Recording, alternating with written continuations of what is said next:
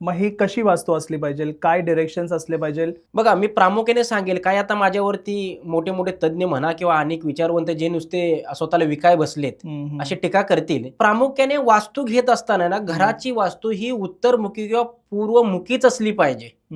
दिशा कोणत्याही खराब नाहीत, पण प्रत्येक दिशा प्रत्येक व्यक्तीसाठी ठरलेली आहे. अच्छा. ज्या पद्धतीने आम्ही एखादी वास्तू घेतोय तर त्याचा मुख्यतः दरवाजा हा पूर्व किंवा उत्तरेलाच असला पाहिजे. आम्ही एखादी वास्तू बिझनेस साठी घेतोय तर त्याचा दरवाजा हा पश्चिम किंवा दक्षिण असला पाहिजे, हे मी 100% सांगेल.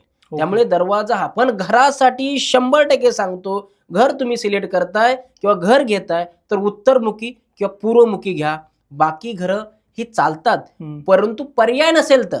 अच्छा. परंतु जर आम्ही घर घेतोय तर पूर्वमुखी उत्तरमुखी घर का घेऊ नये? बरोबर. आम्ही जर पैसे कुणाला तरी देणारच आहे, कुठली तरी प्रॉपर्टी घेणारच आहे, तर ते घेत असताना किंवा एखादा आमच्या पाठीमागे लागला नाही की तू हे घर घेतलंच पाहिजे, तू हे कर, आम्ही तिथलं लोकेशन बघतो किंवा काय बघतो, पण या लोकेशन बघत असताना कुठे आम्हाला पूर्वमुखी मिळतंय किंवा उत्तरमुखी मिळतंय का हेही पाहणं तितकंच गरजेचं आहे. परंतु त्यामध्ये जर मिळत नसेल तर मग आम्ही ऑप्शन आहेत, मग ज्याच्यामध्ये पुन्हा 32 दरवाजे आहेत.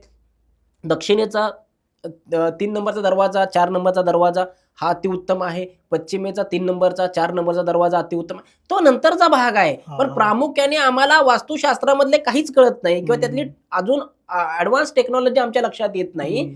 अशा वेळेला मी काय केलं पाहिजे, तर पूर्व आणि उत्तरमुखी घर घेतलं पाहिजे. पण व्यवसाय करतोय तर आम्ही दक्षिणमुखी किंवा पश्चिममुखी घेतलं तरी 100% चालू शकतं व्यावसायिकला.